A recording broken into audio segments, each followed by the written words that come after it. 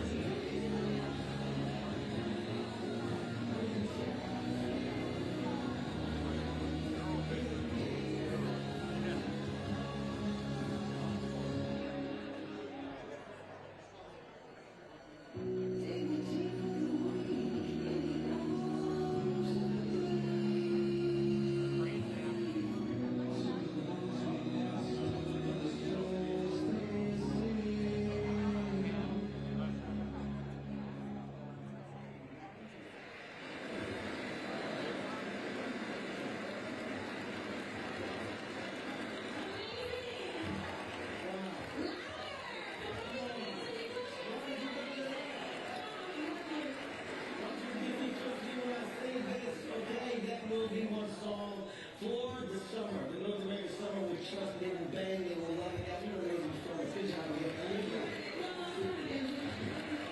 you so much. Thank you. You can stay for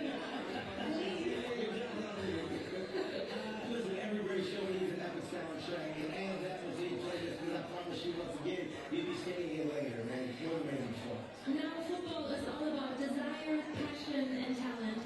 But as we've already seen, it stands for so much more.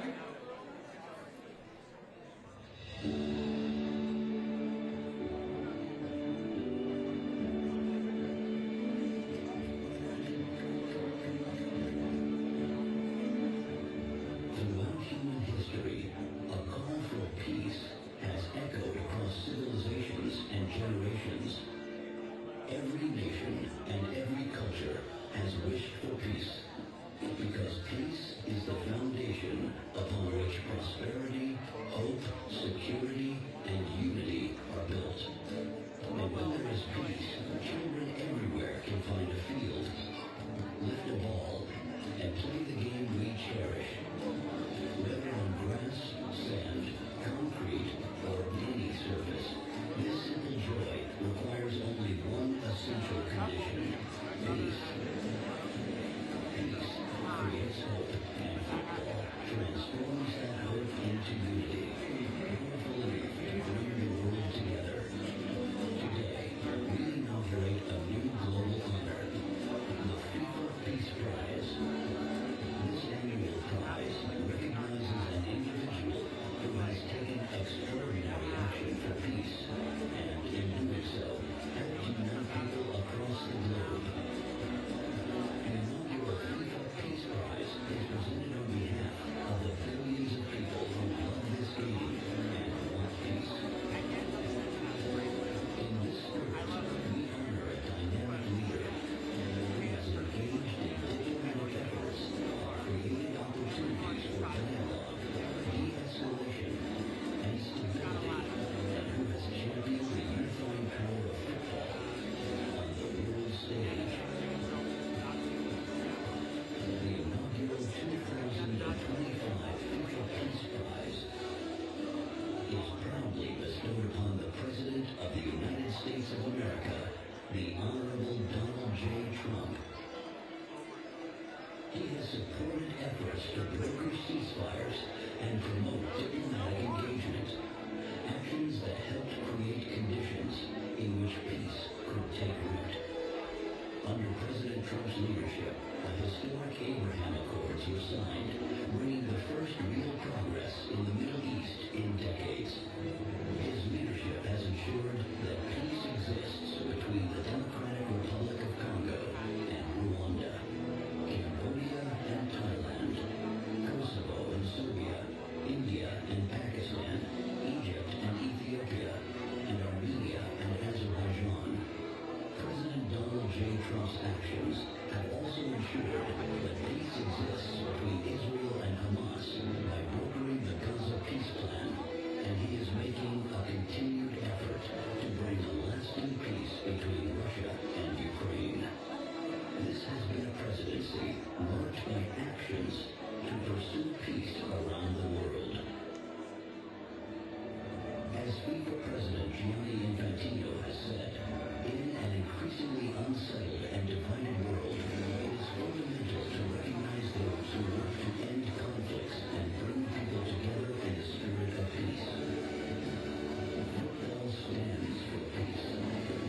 For his exceptional actions taken in the cause of world peace that have helped unite people across our world, we congratulate the 2025 FIFA Peace Prize. Football Unites the World recipient, President Donald J. Trump.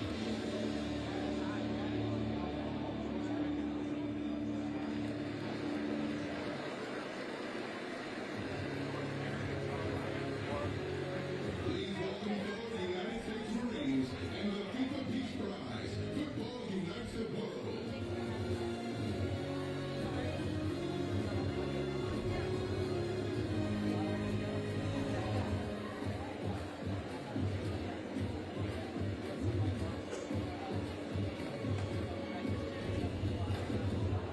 On this special occasion, it is an honor to be joined by the FIFA President, Gianni Infantino.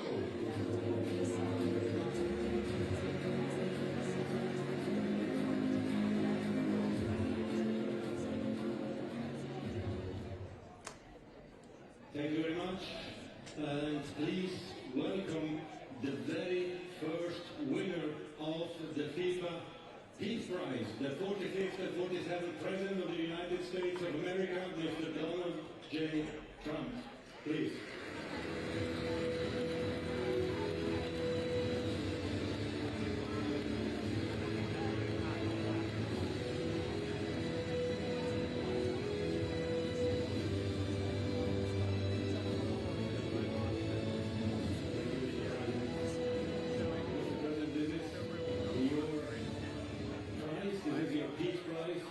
There is also a beautiful medal for you that you can wear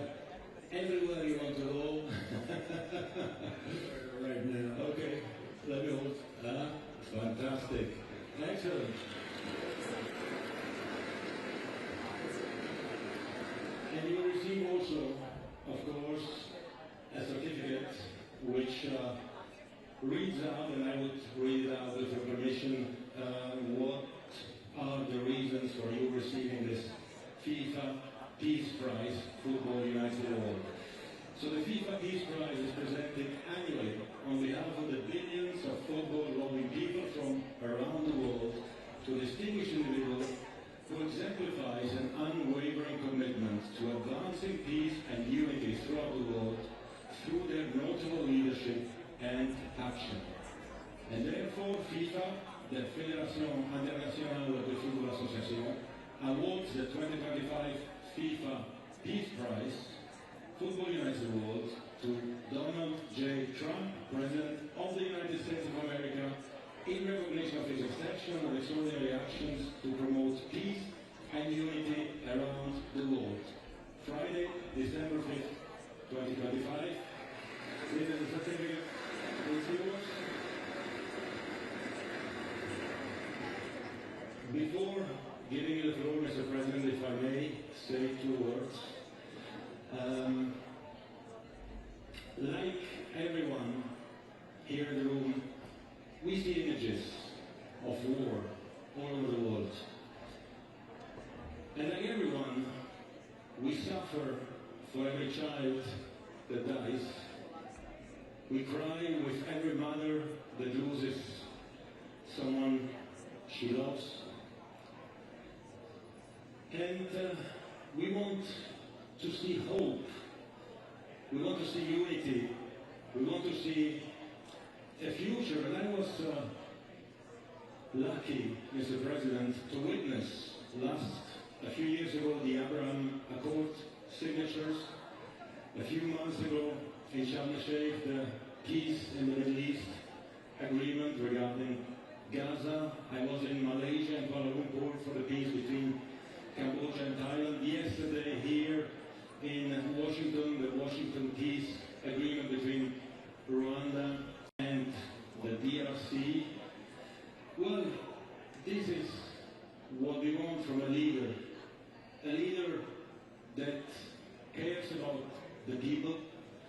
We want to live in a safe world, in a safe environment.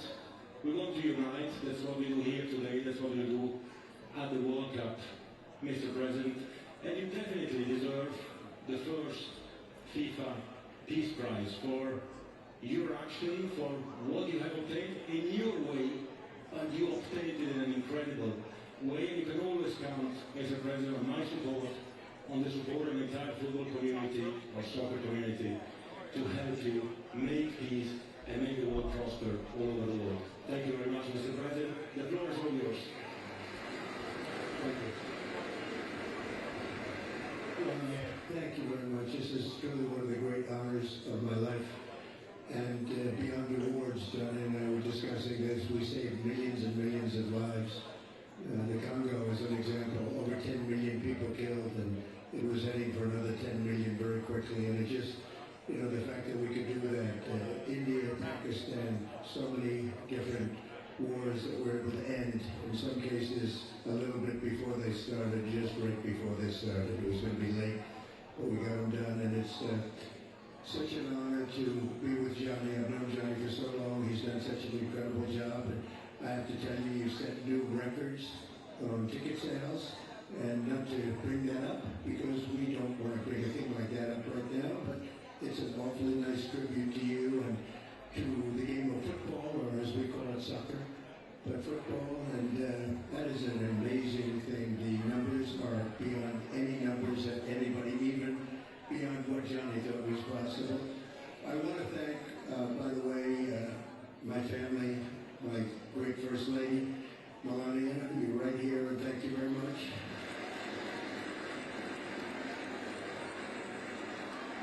And I think you're going to have an event the likes of which maybe the world has never seen. Based on the enthusiasm that I've seen, I have never seen anything like it. We've had a tremendous relationship, working relationship with Canada. We have our Prime Minister of Canada there, and we have our President of Mexico. And we work closely with those two countries, and the coordination and friendship and relationship has been outstanding. I want to thank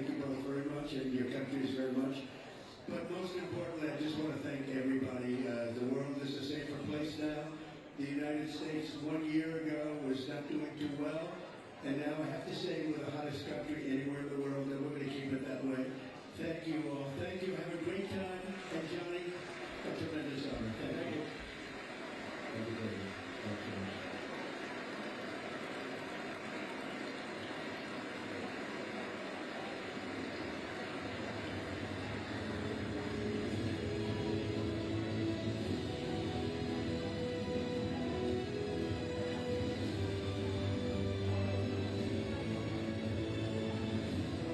Now, the opening match of the World Cup in Mexico City is only 188 days away. We're delighted to be joined by so many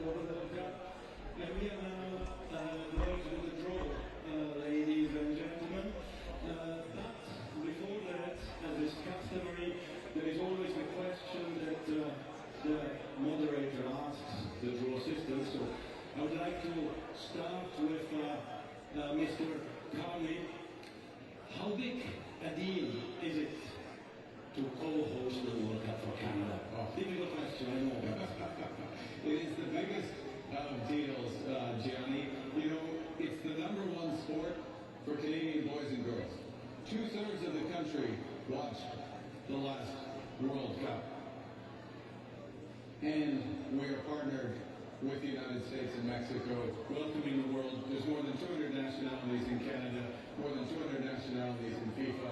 The top 48 are coming to North America. It is going to be the biggest deal ever. Fantastic. Thank you so much. Presidenta Sheinbaum, la Copa Mundial de la FIFA 2026 es el evento deportivo más grande de la historia de México, a la historia al convertirse en el único país en albergar 3 ediciones del torneo. ¿Qué significado tiene esto para las y los mexicanos? Bueno, estamos orgullosas de recibir por tercera vez la Copa Mundial.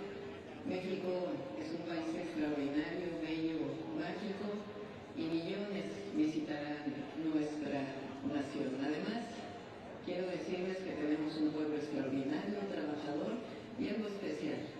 Nosotros disfrutamos del juego de pelota desde tiempos ancestrales. Fenomenal. Gracias. President Trump, next summer is historic for the United States in more than one way. What does it mean to you that the FIFA World Cup is actually taking place in the United States 250th birthday? For years, Johnny, they've thought soccer or football would be so big so fast. And I remember, I shouldn't say this because it was a long time ago, but I remember watching Pelé play on a game called the Cosmos. Pelé, who was fantastic, as you know, I assume one of the greats. Oh, yes. And Pelé, that's a good Pelé, one of the greatest. and he scored 3 goals at that, so that man can play. I was pretty young at that point, and who knew this was going to happen, but when you look at what has happened to football in the United States, again, soccer in the United States, we seem to never call it that because we have a little bit of a conflict with another thing that's called football. But when you think about it, shouldn't it really become? I mean, this is football. There's no question that we have to come up with another name for that. It really doesn't make sense when you think about it. It is really football. But who would have thought it would have come to a level where you set your all-time season ticket ratings? Nobody's ever sold as many tickets, and you're still a long way from that ball being kicked down the field. So I just want to congratulate you. What an incredible leap this has been, and congratulations to FIFA. Thank you. Thank you, President. And the best is still to come, of course. So let's start with the rule. I will just show you how it works. I've done a few of them. Don't be scared, right? Just you have to basically mingle the balls a little bit. You can see, I'll show this for the public, you see? Mingle. And then, one by one, we start with Mr. Company. We pick one. Wait. You open it. You see there's a little paper inside. You take out the paper, these 2 things, you can throw them in here. And then you can show to the public what you have drawn. Which for me is FIFA, of course. I'm just the moderator. Mr. Company, do you want to start?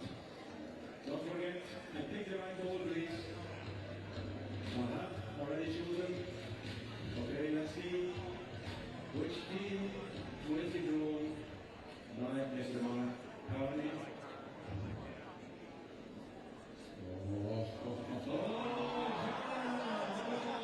Congratulations. Canada, ladies and gentlemen, the first team drawn in this World Cup Group B1 for Canada, by the way. We can continue, por favor, podemos seguir, Presidenta. Vamos a ver el sorteo más importante del mundo y vamos a ver cuál es el equipo.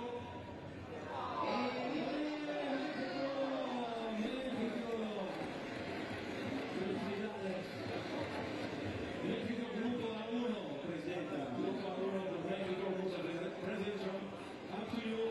Don't forget to make your minutes. I think I know what this is going to be.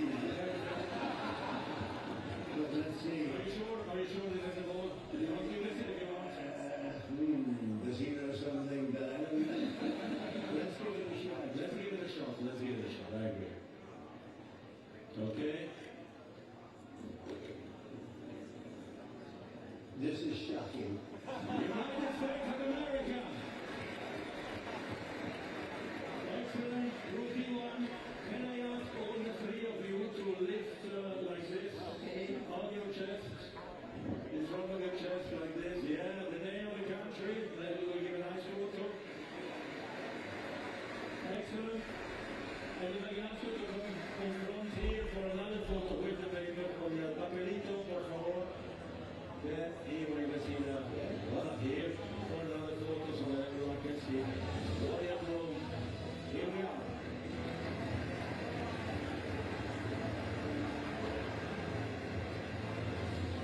Thank you very much. Well done, congratulations, great assistance. If I may take a selfie with the three of you.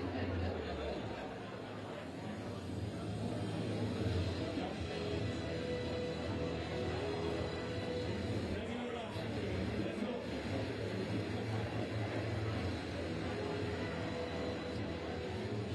So Mexico in Pot A, Canada in the E group, US as preordained in the D group. A lot of performers from Lord Hill and the rest of them all coming up from DC. We're covering the Fox for Fox returns.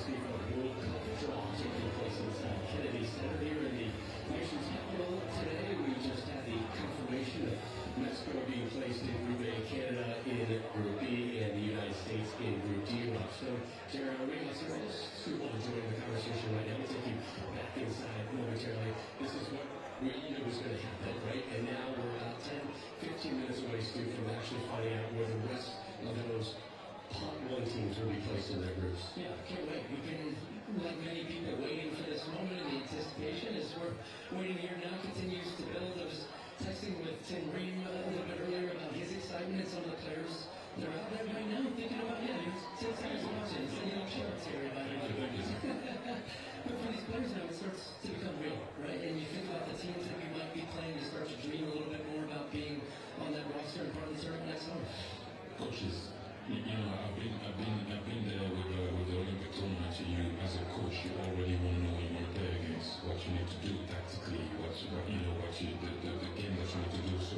as a friendly to make sure that you can be close to the team that you're going to have in your group. The guys is a bit different, but as a coach, right now I'm sure they're like, okay, can we get the drill ready? Yeah, the music and the celebrities and the interviews and the politicians, that's all fine and all the pomp and circumstances. But man, let's light this candle. Let's light this Get your bingo board ready. I'm ready here. Let's go. What a surprise. What do you think? The balls here. Hey, Jared, I want to go back to your days as an assistant coach with Belgium. When the draw was going on, what was the immediate response from Roberto, and what was the to-do list that got handed down to you?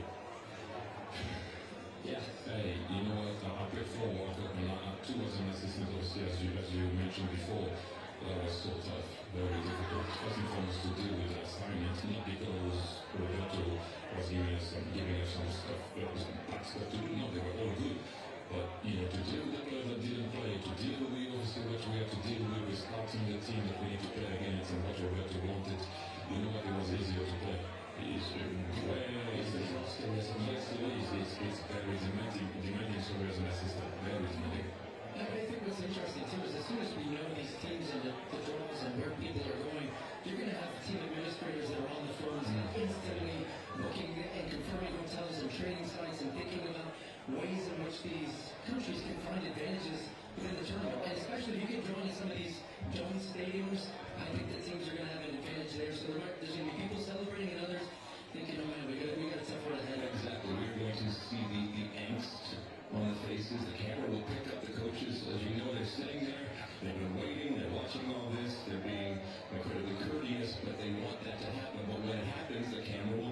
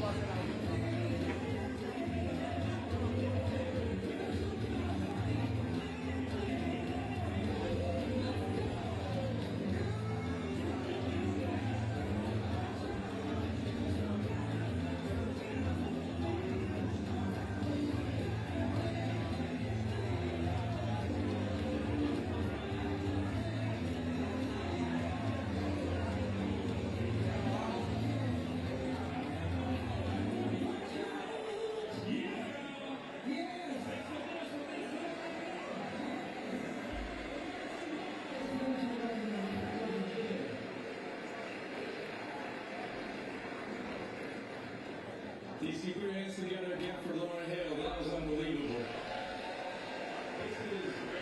This is going to be an amazing tournament. I can't wait for that draw to happen. But we have here next to me two-time FIFA Women's World Cup winner, Carly Lloyd. How are you? I'm great. Well, you played 360 times for the U.S. national team and scored 134 goals during an incredible international career. But you never had a chance to play the World Cup at home. So the men's national team, they have the privilege and opportunity to do that. So how much support are they going to get? How fantastic is that going to feel? Well, look, every soccer player's dream is to win a World Cup, to play in a World Cup. Our 2015 World Cup felt like we were home in Canada. It was an amazing World Cup. I've got some of my teammates here in attendance. Jill Ellis, that coached us during the 2015 World Cup. This is going to be the biggest and best World Cup. I don't think that we all know what's going to come. And these players, U.S. players in particular, have to harness that opportunity. This World Cup on home soil doesn't happen very often. And, it's going to be exciting. It's going to be amazing. The team had a really great last window. I'm looking forward to watching them play. But this is going to be an unbelievable opportunity that they have to seize. Amazing. Well, it's the impact that this World Cup's going to have on women's soccer is going to be phenomenal. What are the takeaways that you hope that at the end of the World Cup that impact leaves here in the U.S.? Well, we've seen every World Cup, the footprint that it leaves, not just during the tournament, but afterwards.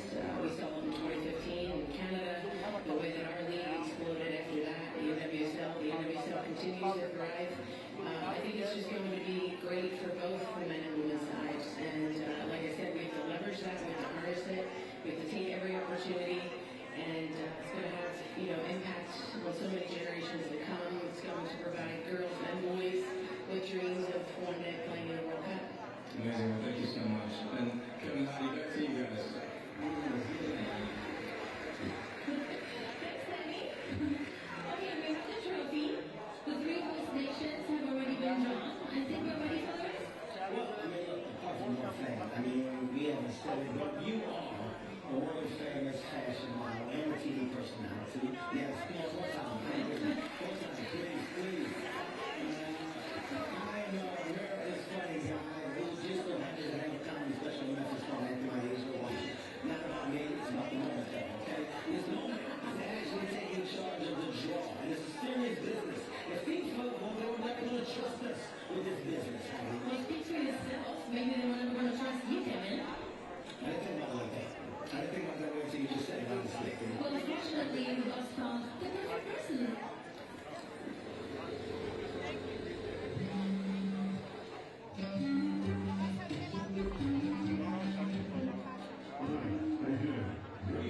We are so excited you could not find Roy. How are you feeling? Super excited. I felt a bit nervous too. Why? Because hundreds of millions of people want to watch you. Yeah, but this is different. I've got to remember all the draw rules and the program and the rules. I'm sure one of our new FIFA World Cup 2026 ambassadors can give you some great advice. They are incredible.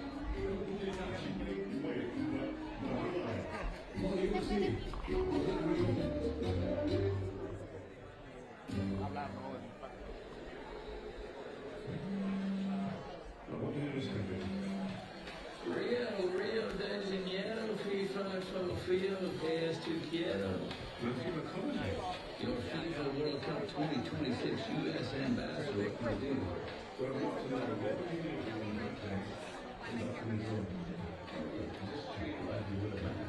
Very focused, relaxed, right to right, easy. Ladies, let them do it.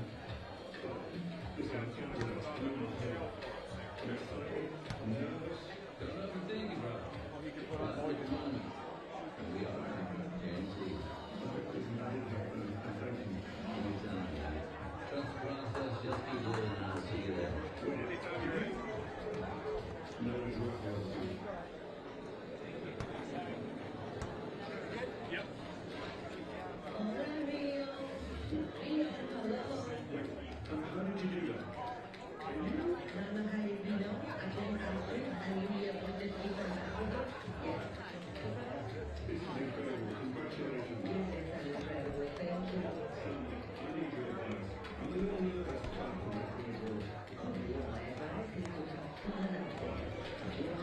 Enjoy it.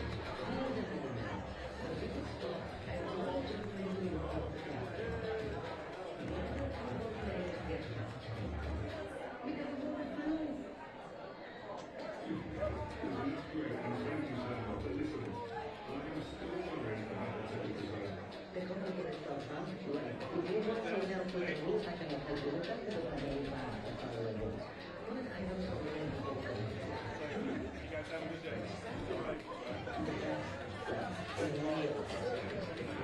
I will have them charge you. Oh, trust me, dear, you will be amazing.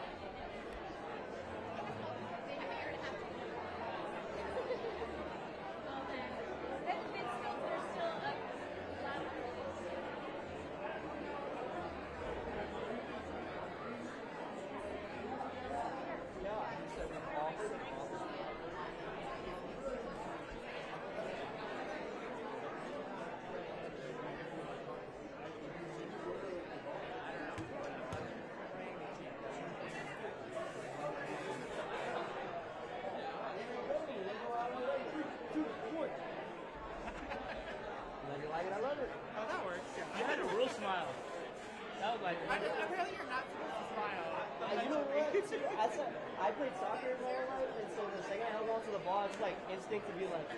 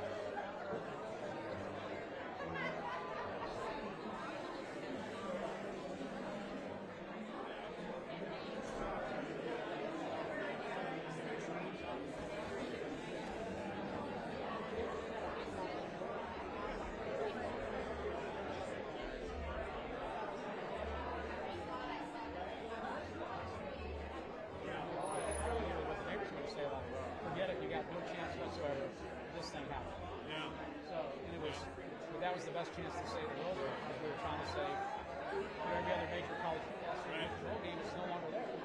As you know, that's the last one. Litigation in the way or... Oh, yeah.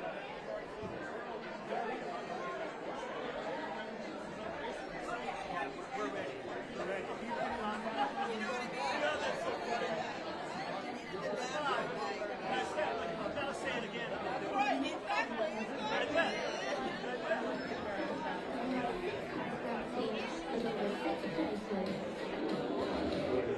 Placeholders. What are they? That's the 6 spots up for grabs at the FIFA World Cup. 6 spots. FIFA World Cup 26 players. 6 teams, 2 qualifying. 15 players, 16 teams, 4 teams. I think it's so next means. My sense is that no, right?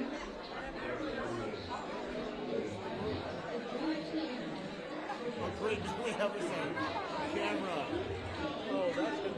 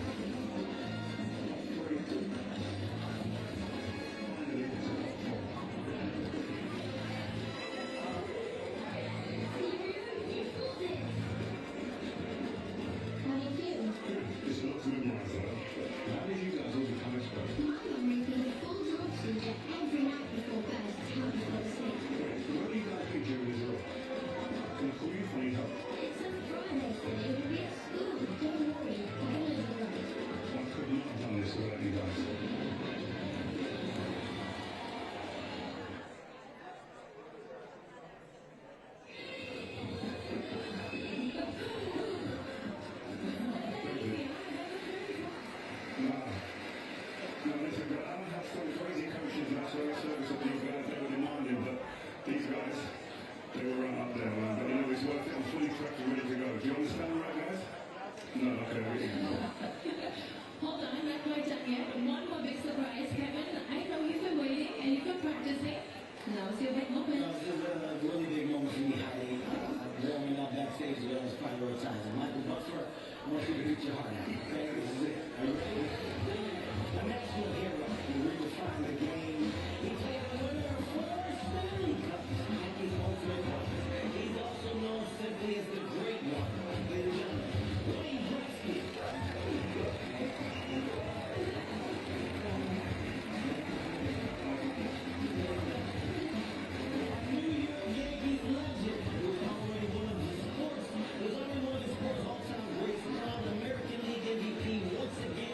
I'm in the middle of everything. Making my picture live. Oh, yeah. Oh, sorry.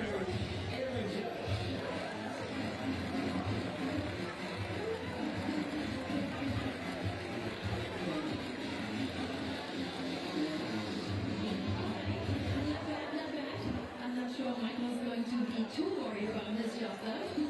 I also have been practicing myself. Cue the music.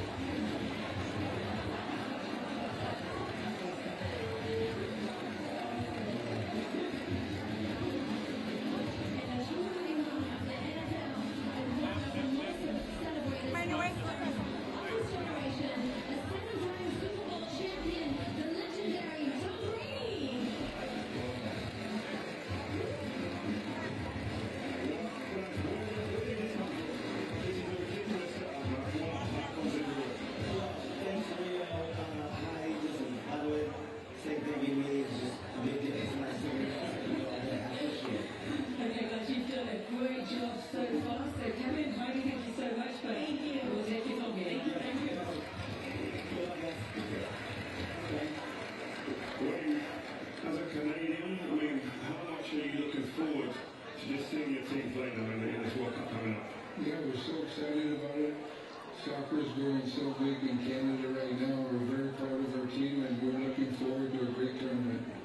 Correct. Hey, Ahmed, I hear you are a huge football fan, so who do you have your eye on for this tournament? Wow, there's a lot of great teams out there. Definitely looking forward to seeing the USA do their thing out there. But, you know, Argentina's going to have a special group and looking forward to that. Expecting that answer. Exactly. I mean, Shaq, like Aaron, I know you played American football growing up. You got Tom Brady behind you on the hand side. You reckon he would have won a few more Super Bowls if he had you on his team? You reckon? I was talking to Shaq. Yeah, definitely. No, they're going to win the Super Bowl. David Beckham. Okay, listen, it's going to be a final draw, I'll tell you that now. Tom, great to have you with us now. I know you're very familiar with football. We're going to talk about the award of the Ballon d'Or. Can you just tell us how big a deal this is going to be for North America? Yeah, certainly incredible to have this incredible event come to North America. And we're all counting down the days. I know there's huge anticipation always for this event. This is, I believe, in America, going to be unlike any other event that America's seen. Indeed. Okay, so Rio, are you ready? Yeah, I'm ready. I forgot my pen. Yes. Yeah. Right. Yeah. I'm ready. Step on. No, another way. Okay. That's it. Thanks, man. Too much. This is a serious thing, man. Take it serious. It's the draw. Oh, man. You know that the rehearsals were like this. These guys are going off script. But anyway, let's get down to business, guys. These are the teams in top one.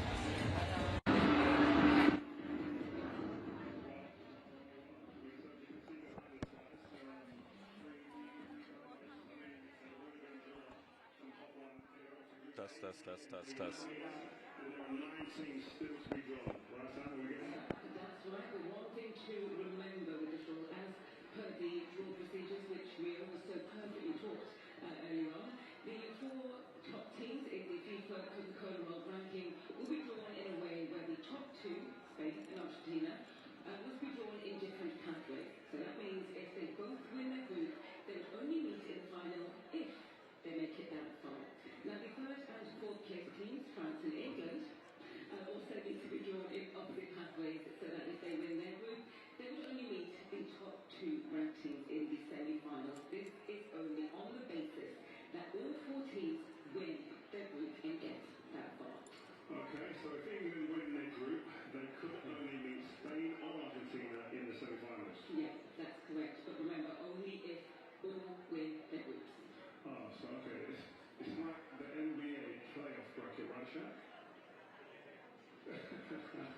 Listen, so everybody watching this in the world, it is time right now. The FIFA World Cup 2026 technical draw, powered by Aramco. Tom, it's your turn now, let's go. Ready? Yeah, what one we're starting?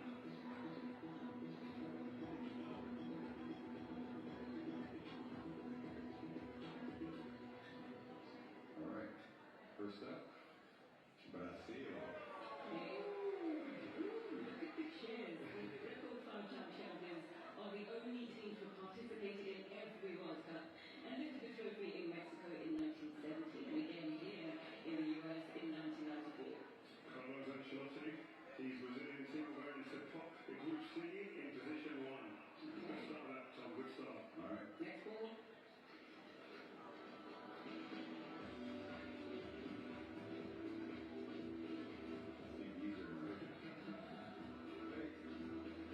Next up, Germany. Yes, the 4-time champions and record 8-time finalists Germany are gearing up for their 21st appearance at the tournament. That's more than any other European country. Yeah, Germany going to Group E in position 1. Okay. Okay. Get into a rhythm. All right. Very quickly. All right. Netherlands. 8. The 3-time runners-up reached the quarterfinals at the last World Cup in 2022.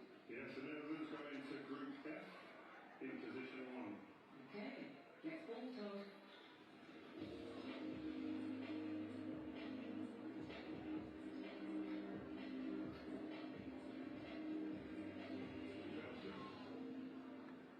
The Red Devils have twice reached the semi-finals. They were 3rd in 2018 and 4th at Mexico 86. Yeah, Belgium going to Group G in position 1. Okay, and again.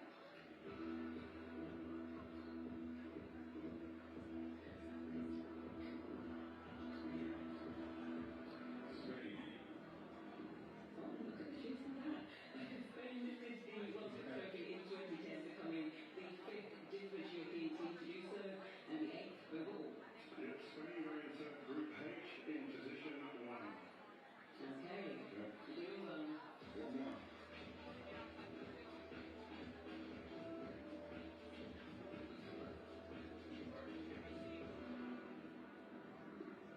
Argentina. There you go. The defending champions, the first South American team to book their spot in Argentina, now defend the title they won in such thrilling style, Qatar, and lift this trophy for a 4th time. We all remember that final, right? Yeah. Yes. Thank you. Thank you. Well, we have a factor here, so just so you know, the first one, Argentina going to J1, and we skip I because Spain and Argentina, they must be in separate pathways.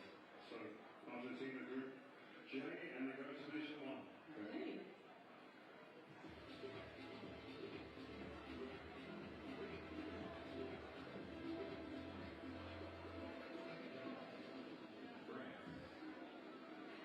At the last 7 World Cups, France have reached the final 4 times, winning twice in 1998 and 2018. We go back to Group I, where France will be in position 1. Almost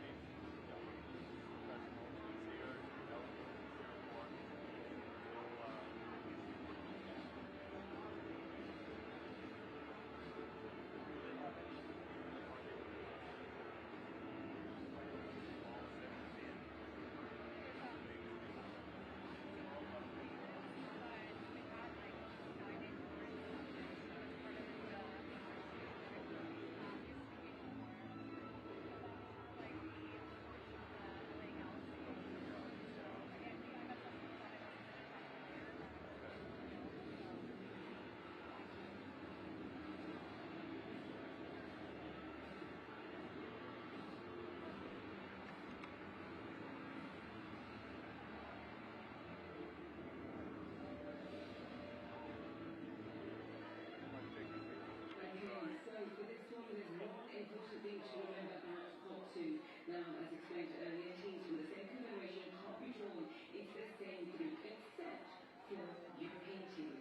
So that means the three South American teams in this pot cannot be in the same group as Argentina or Brazil. Exactly. Yeah, that's good for me, well, so great chat. Now is the time to get your hands in amongst the balls. Yeah.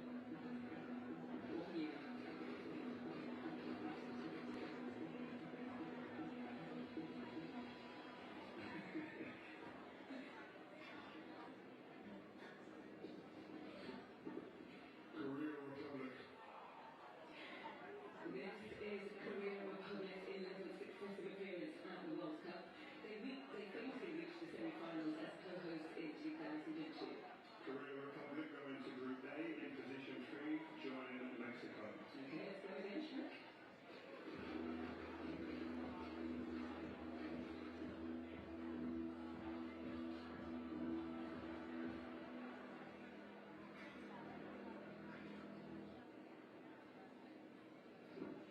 Switzerland.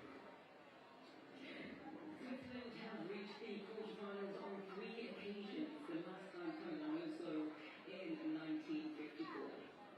Yes, Switzerland go into Group B, joining Canada in position 4. Okay, for you.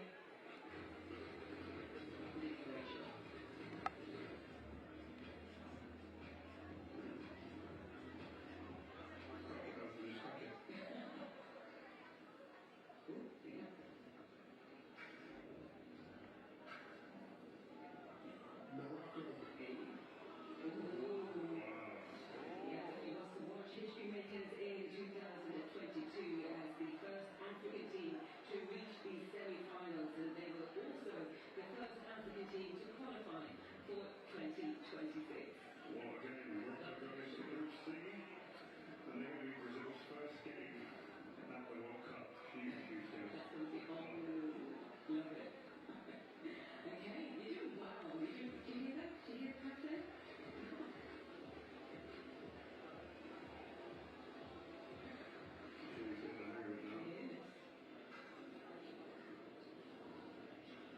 Australia.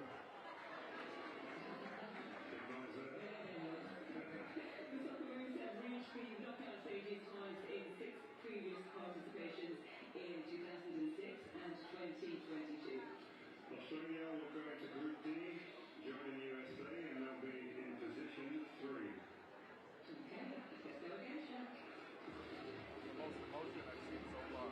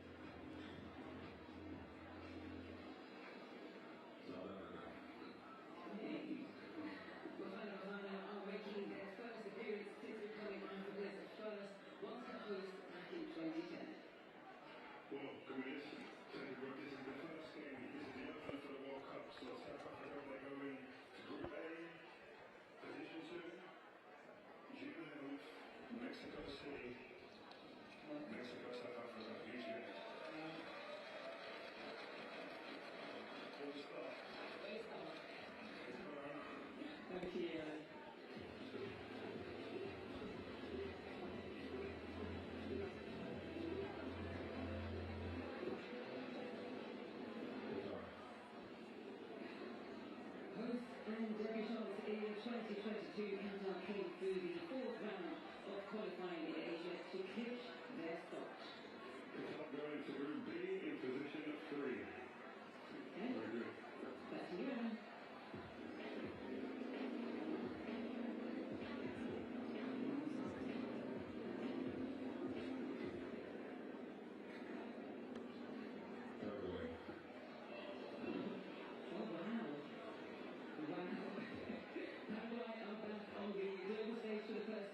Reaching the quarterfinals in South Africa in 2010.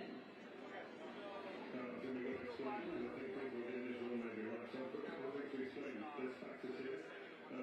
Paraguay, they're going to Group D, position 2. That's USA's opening game of the World Cup, June 12th, in Los Angeles. We skip Group C, just so you know, guys, because 2 teams for the same confederation have not been in the same group, just if you're wondering.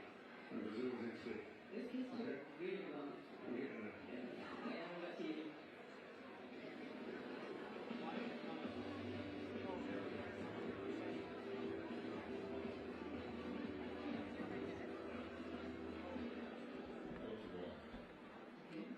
The reigning African champions have been to 3 FIFA World Cups before. Will 2026 be the first time they reach the knockout stages?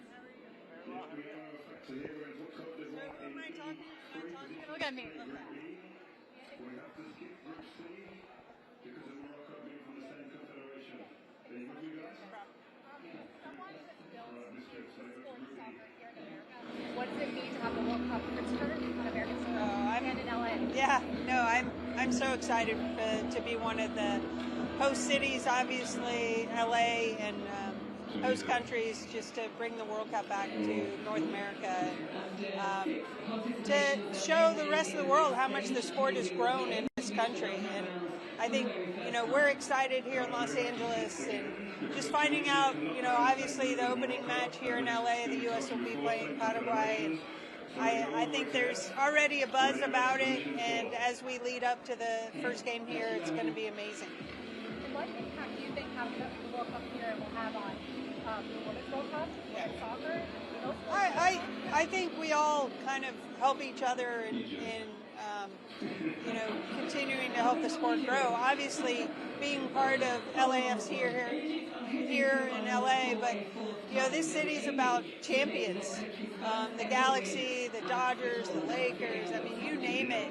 And having Angel City here and seeing the growth and the excitement around the women's game. And people come out every time the U.S. women's national team, obviously here in the Rose Bowl in 1999, in that historic venue. We've just kind of kept building off the growth of the sport, and just so happy to be a part of this here today. And the Olympics are also coming to yeah. How do you think the World Cup's going to prepare the city for that? I think we're going to learn a lot about just logistics and but fan experience. The Olympics does a great job, but obviously the World Cup, we focus so much on the fan interaction, and both at the stadium, but obviously at the fan zones. And the fans that can't be in the stadium live can experience that sense of community, because the game is what brings us all together. And similar to the Olympics, it's about pride for your country and supporting those athletes, and I think the World Cup will be no different. And what matchups or teams are you looking forward to seeing? I mean, obviously the U.S., just to see their journey and support these guys and what they're going through. There's an extra added pressure, being one of the host countries and playing in your own country, but there's also a lot of benefits to that. And I think they're going to embrace the challenge, and we'll be all there on the sideline cheering them on. What impact do you think the World Cup will have on the growing soccer interest in the U.S.? I think the soccer community has grown so much since 1994. And we'll continue to do that, but obviously extending that to the non-soccer community. I think the league has done that. You have some of the best players in the world playing in both the men's and women's domestic leagues.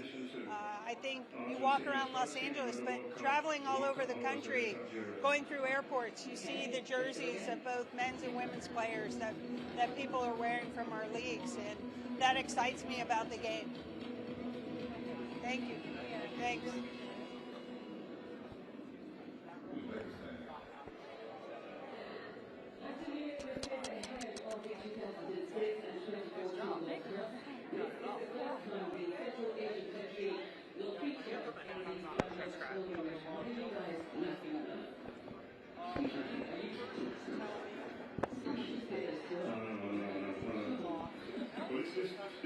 We've got factors like I'm going to take Uzbekistan and put them into Group K in position 3. And we skip 5 because of teams that are yet to be drawn. So we're waiting for the teams to be drawn in the next spot, so we'll have to move on. We'll wait for them. Back to you.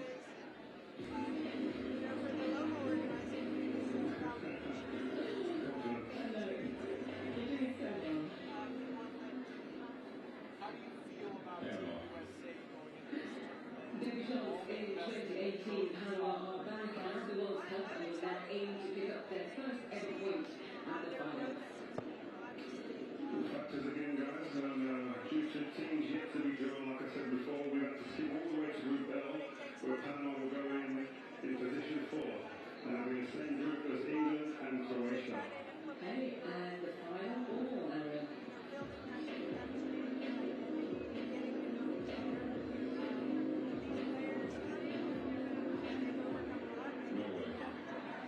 And finally, Norway. They're back for the first time since 1998, and how did they do it with a bang? Scoring more goals in qualifying than any other European team. Yeah, Norway are going to Group I, and they're going to position 4. So, Aaron, we're going to do a clean hands, you know, about the park. You could be the MVP for me at the moment as well, sorry guys. But there you go, spotlight's on you, man, let's go. Well, I'm hearing like oohs and ahs and murmurs, lots of excitement. Yeah, you guys, I'm actually a legend here today, so I'm actually without legend. Cote d'Ivoire, 4-time champions Germany. How are you guys feeling about getting out the group? Well, I think compared to the last group we made, where we're going to walk up in, I think it was quite a good, to be honest with you. I hope the target this World Cup is going to be finishing going through the first one, right? And let's see if others are going to also ask, and I believe my fellow brothers are going to make us laughing. Well, best of luck to the African champions. And then you and Rio, you guys used to play for one of the clubs, so you guys friends? Yeah. That's funny right there.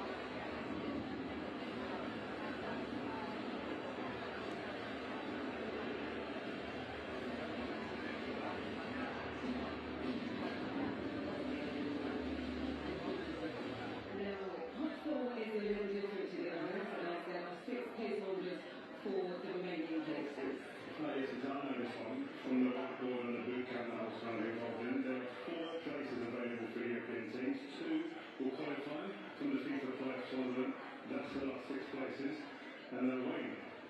All the pressure's on you. Everyone in Canada is waiting for you to pick up the first game for your nation. So let's go.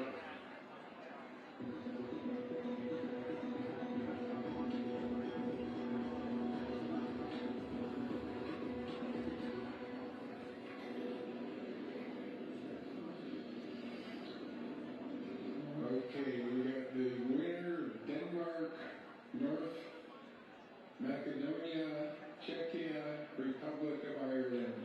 Okay, so that's going to be the European playoff D.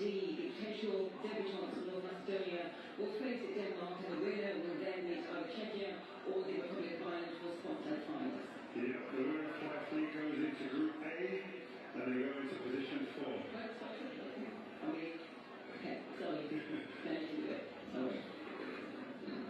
I want to know how I got all of these.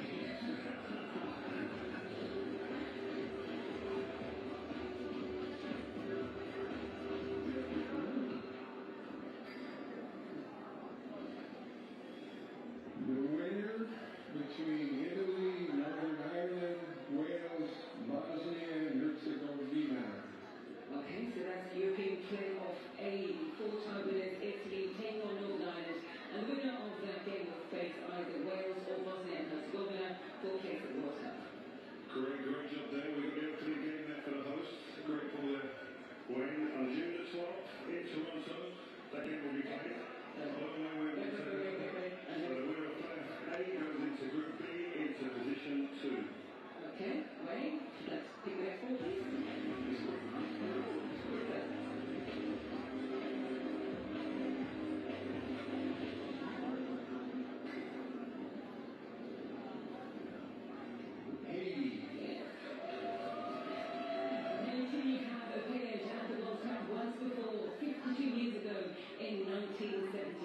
Yeah, and Haiti go into Group C, complete in that group, and they go into position 3. Okay, Wayne, let's pick the next ball, please. Hey, Adam, how was it?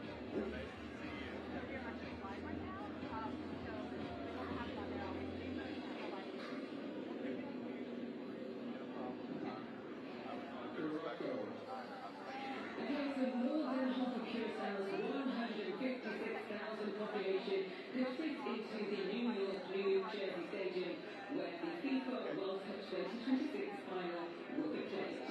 Curaçao will go into Group E in position 2. And one of the factors that we want to definitely games against Germany before we go into the factors.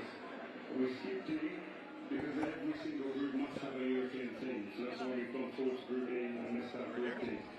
Okay, Wayne, next ball, please. And how's the sound? Because of course, I can't hear, so you'll have to tell me. It's good? Okay. You got it. Thank you so much. What do you think Los Angeles? The winner of Iraq, Bolivia. I think it's impossible to overstate what an incredible opportunity this is for our City of Angels. And I think you have to look at it in 3 parts. The first one is this is an incredible opportunity to lift up our entire community economically. This is going to be the single largest sporting event in history, and we're expecting to see over $500 million of new revenue coming into our local business community, not to mention thousands of new jobs because of the FIFA World Cup. The second thing is really, it's an amazing opportunity for us to showcase all that's new and exciting in LA to visitors from around the world, and that's going to create visitation for years to come. And tourism is one of the largest economic drivers of employment, local business sales. But beyond that, what I love about being an Angelino, we come from 140 different countries, so no matter what team's playing here, it's essentially a home game. So it's an opportunity to get out and explore our diverse neighborhoods. And the third thing, which I love, is the legacy component of this.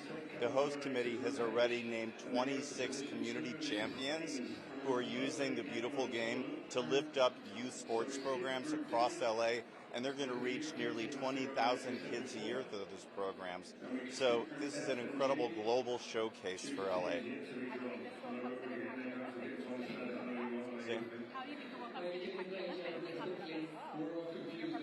Yeah. Well, first of all, I think it's important to remember that LA has already successfully hosted amazing World Cups and Olympic Games. So we're always red carpet ready, but because this is the largest World Cup in history, it will make sure that we're going to provide an amazing experience for visitors from around the world, because LA really is one of the world's most diverse and inclusive communities. So people will not just feel at home but embraced by the community, but because of the size and scale of this, it will make sure that we not only deliver an amazing World Cup, but an amazing Olympic and Paralympic Games as well. So what is your reaction so far to the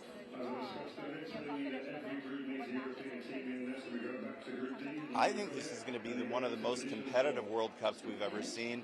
Incredibly excited, selfishly from a tourism standpoint, that Australia is in our group, because I will tell you, we've been in Australia so often with LA sports teams, and I think Australians are as sports mad as Angelenos are. So we know that Australians love traveling to Los Angeles, and they love doing it for sport.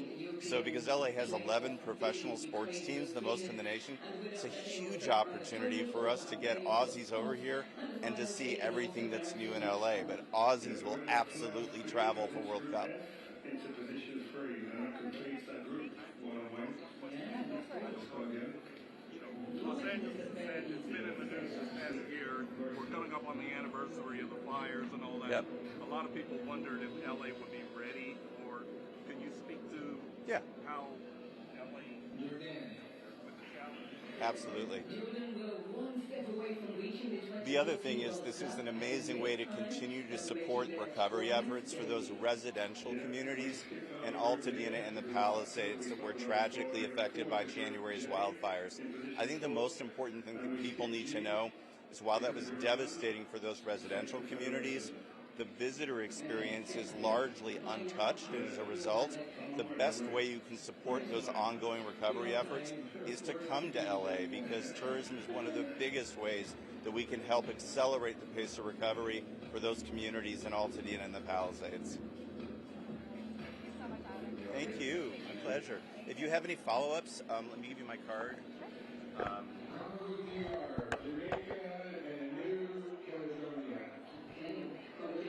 Thanks for your time. Thank you. All the best. All the best. No, thanks.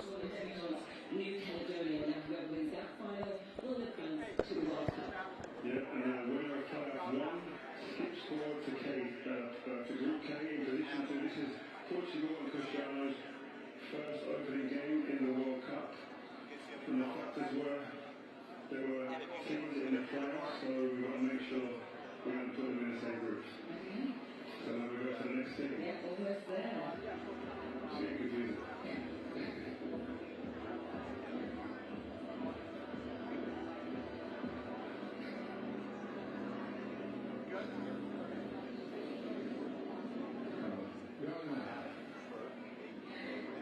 The 2010 quarter-finalists are known as the Black Stars, a reference to the West African country's flag, and they've now reached 5 out of the last 6 editions.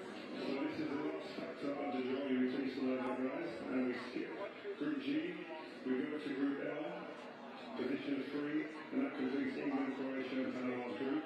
And obviously they couldn't go into the group with Egypt because they're from the same confederation. We're through it. The last one. The last one.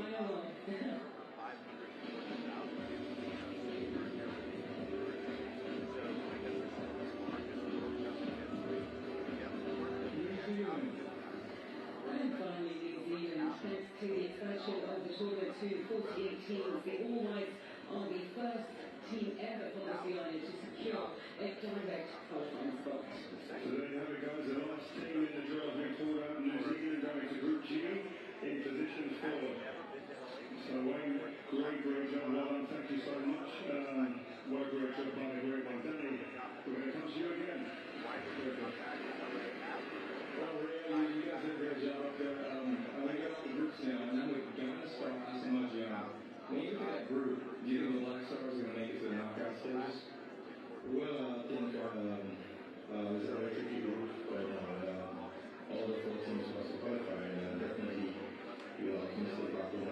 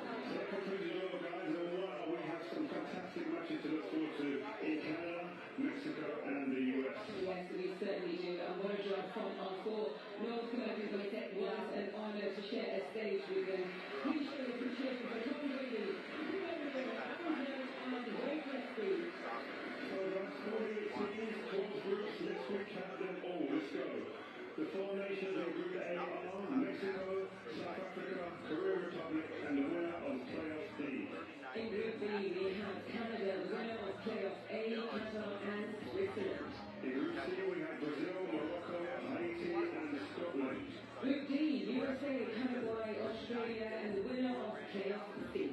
Group E, we have Germany, Curacao, Cote d'Ivoire, and Ecuador. Every best contenders to Japan, Rio, KFC, and Tunisia. In Group G, we have Belgium, Egypt, Iran, and New Zealand. And with H, we have Spain, Cape Verde, Saudi Arabia, and Uruguay. In Group I, we have France, Senegal, winner of Player 2, and Norway. And what an amazing week we have. Let's look at Group J. Argentina, Algeria, Austria, and Jordan. In Group K, we have Portugal, winner of Player 1, Uzbekistan, and Colombia. And finally, Group L, we have England, Croatia, Ghana, and Panama.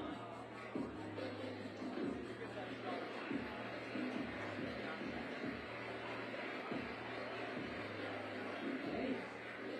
Well, that was pretty exciting, wasn't it? Alright, I think it's time to go ahead.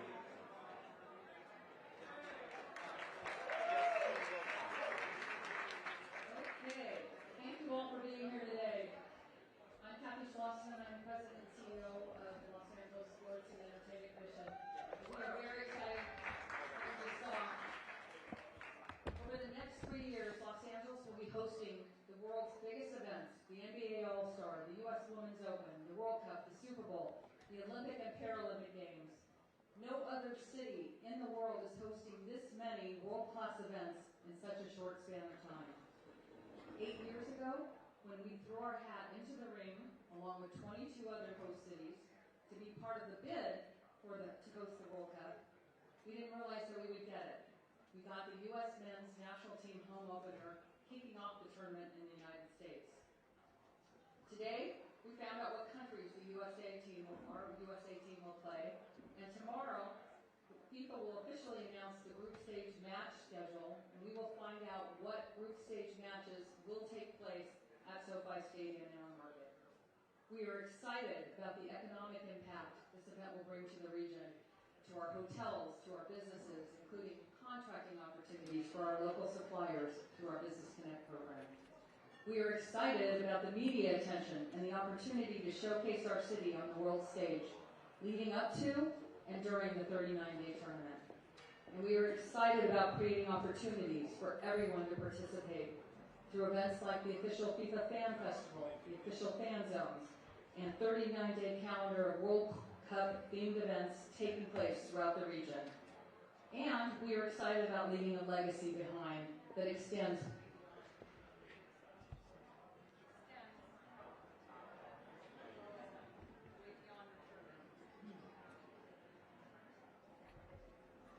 Mike, thank you. Extends way beyond the tournament.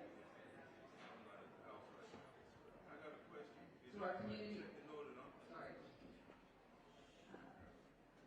through our community revitalization days, enhancing outdoor spaces around the region, through our 26 community champion organizations who are using soccer to empower and lift up Angelenos across the region. Many of them are here today. Who are our 26 community champions? Can we give them a round of applause?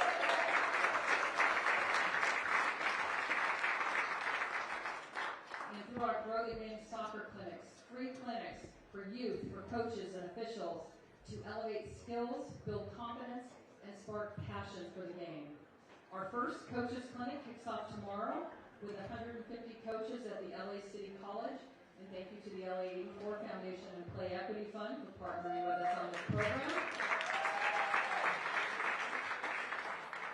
But none of this, the World Cup in LA, the fan celebrations, the legacy programs, would be possible without the support of our foundational partners.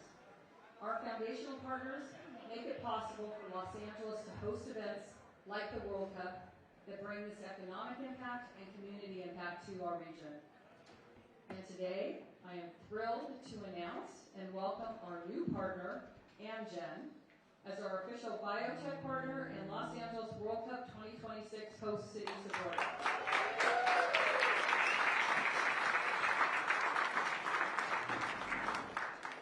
For 45 years, Amgen has been part of the fabric of our region, supporting a thriving local biotechnology community, bringing top talent to the area, and contributing to where they live and work. They fight some of the world's toughest diseases: cancer, cardiovascular disease, inflammatory illnesses, even rare diseases that make people's lives fuller, longer, and better. In partnership with LASEC, Amgen will champion all of the community programs I just mentioned and will participate in official fan events across greater Los Angeles, sharing insights on how science and smart health choices can help athletes at every age and level perform their best on and off the field. Please give a big round of applause for Amgen and Chris Collier, who is representing Amgen today, and all our host city supporters, LA Metro, LA Tourism Marketing District, Archer, and Amgen for their tremendous support to make these events in Los Angeles a reality.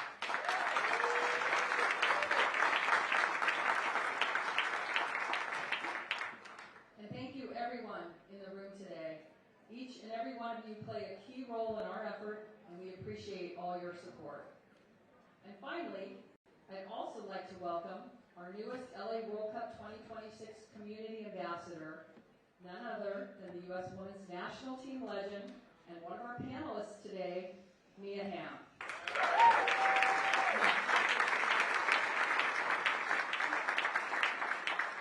Mia, we appreciate all you have done for the game of soccer and are proud to have you supporting our efforts for the World Cup here in Los Angeles. I'd now like to welcome back Warren Barton to the stage, along with our special guest to give you a little commentary on what you just saw, Mia Hamm, LA Galaxy head coach Greg Vaney, and LAFC co-president and general manager John Thornton. Take it away, Warren.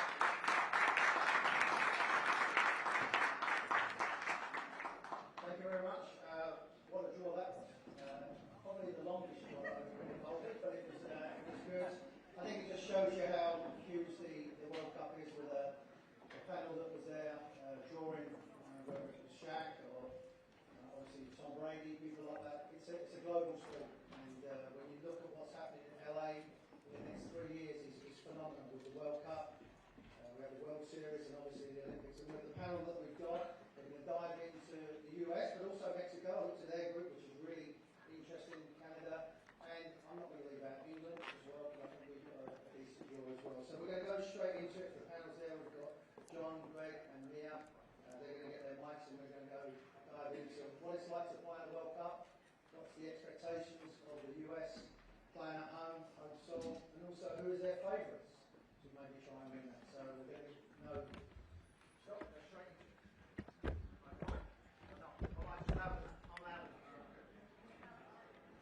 I'm going to start off at the end with Mia. Congratulations as well on the panel. It seems like you're on a panel with a lot of teams at the moment, and rightly so. We've all been lucky enough to play international soccer level. You've been able to do it, obviously, and win it. Talk us through what it was like to do that in LA, where you live, and the experience. I know it was a few years ago, but the experience you had as a group of players and what's happened afterwards. First of all, thank you. I feel honored to be a part of this experience and this journey. I think, being a player on the host country, there are obviously a lot of pressures with it where, predominantly you're asked to do maybe a thing leading up to the tournament in terms of media and appearances. But I think there's also a level of comfort that you have in your own country, and you're able to kind of find little areas where you can relax as a team and experience the tournament. But it's an incredible honor to do it. I think you gain so much energy from the enthusiasm from your supporters and from your family and friends being able to have the experience with you. So I know that the players from Mexico and the US and Canada are really excited about being a part of this World Cup. And they'll embrace those challenges and use them as strengths going through the tournament. Was there one particular moment in that game where you thought, we're going to win? I know it went to PKs in the end, and I know you're very modest in doing that. Was there a certain moment you thought, this is it, or was it right at the end? I think, the final, I think the hardest game was the semifinal, because you just want to make it there so badly. And it's almost an exhale for the teams once you get to the final, because it's an entirely new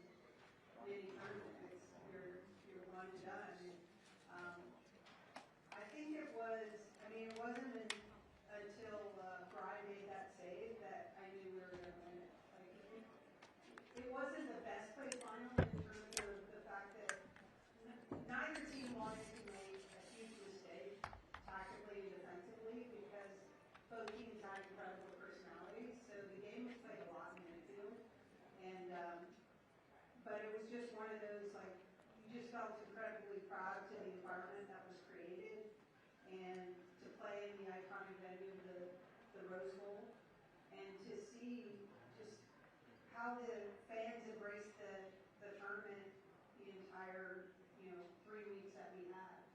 And this was just a culmination. Prior to the game, the women's game and obviously soccer in this country won with that experience. And that's what we were most proud of. Yeah, I think for people that don't know, in 99 they went to PKs and they won it, and it's the legacy that's gone on. And you see Kai Lloyd in there winning in 2015, and it gave them group of players the opportunity and a role model to look up to. So obviously privileged to hear you for that. We've never played in the semi-final, so we could only dream about what we're doing. John, I come to you, obviously LAFC, being in the community, knowing exactly what boxes to tick about your fan base. What is it like with the LA, the new Galaxy that was here, one of the founder members of the league, obviously, coming into the place of LA? What really enlightened you about the fan base? And obviously we know what happens at the stadium.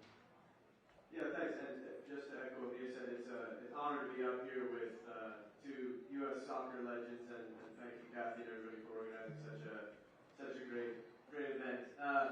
Yeah, Warren, I grew up in LA, so as it pertains to the World Cup, I can remember going to a game as an 8th grader, and that was the first time I was exposed to global football, and my vision of what was possible with football was very limited in scope to my local club community. And I remember the U.S. game against Colombia, going to that game at the Rose Bowl in what felt like 150 degrees.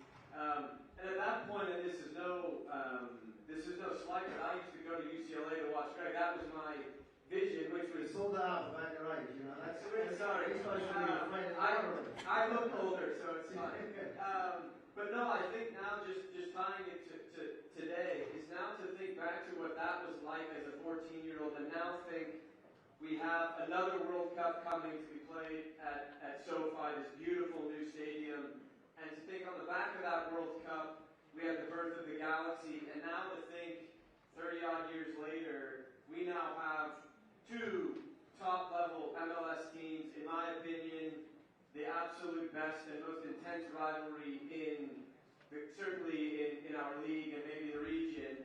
It just speaks to the appetite and the fan base and what have you. That's something that LAFC, we started in 2018, but that's what our owners with their incredible ambition and vision saw. There was this appetite for more, and that is what we do. We met with those fans where they were, created an amazing downtown venue that, again, as a 14-year-old, I never would have thought possible, and yet here we are today with a second World Cup, a thriving league, an amazing rivalry, and opportunities for kids that were never possible when we were growing up. And we haven't had the chance to go to the stadium. LAFC. It's a very unique stadium environment. It's been great. You've played for your national team 37, 38 times, won the Gold Cup, which is huge for America to do that against the likes of Mexico. What will be going through the players' minds in this draw about the first game, Paraguay, June the 12th, in Pasadena, in LA? What will be going through the players' mind when you've done that as a player yourself? First of all, again, thank you for having me, and incredible to join all of you up here. The team and the players will be incredibly excited. I think the energy, the emotion, the anxiety, the nerves, all of those things will come out kind of in that first game that you start to play for the first time in your home country, in the local stadium here. For some of those kids, I bet some of the players are going to be from Los Angeles as well. So the opportunity to be in a World Cup on your home grounds, I'm sure the energy and the emotion will be heavy in the first game. Not to get too heavy, I like the draw for the U.S., if I'm being honest. And so from that, they can take some confidence, I think, in the teams that they're going to play and what their pathways to the next round might look like. But I think there's going to be a lot of energy and a lot of excitement as they step on for the first time to get this thing going. There's just a lot of anticipation that goes around this for years, that this World Cup is going to be here in the United States, and that will all play out in that first game. Again, same sort of question, being in a major tournament at home, in your own backyard, I had the experience with the Euro 96, getting the fans behind you. Again, you said about preparation, is there anything different that you would do at home than you maybe would do away away from home, because you're locked up with it for 3 or 4 weeks. People don't realise when you're playing a tournament, whether it's the Olympics, you're sort of locked up in a hotel room for like 3 or 4 weeks. So you've got to bond and you've got to get on. Is there anything different being at home? Yeah, just everything's familiar. I think there's comfort in that, where, family and friends, you're not as concerned about their experience, just more so with that comfort and ease. I remember, my grandmother coming over for the 2004 Olympics in Greece, and it was a little bit harder for her because she couldn't just go out, downtown and kind of understand what the streets were. She wasn't fluent in Greek. But I think that helps relieve some of the anxiety as you for a player, because even though you're focused on the game, you still care about your family and friends and making sure they get where they need to be and are enjoying the process. But you're there. Everyone talks about a work trip. That's what it is. Like, you dream. It's something you dreamed about. You've been training for your entire life. And for so long, it's a date on the calendar, and now it's real. And so everything that you do from the moment you step into that camp prior to the first game impacts your performance. So you take stock in making the right decisions, and that's what the staff does as well to alleviate some of those stresses that you have with family and friends. I know for us, we had a contact, and that if family and friends had any questions, they didn't go to the player first. They went to the family contact because you're there to focus on playing. And I just look at the U.S. group. Points are there to be had, but this is the World Cup. You're going to see everyone's best game, and you have to, when you step on the field, expect to win, but respect the game enough to know that you have to play your best to get those 3 points. Yeah, I think it's fascinating because you just think of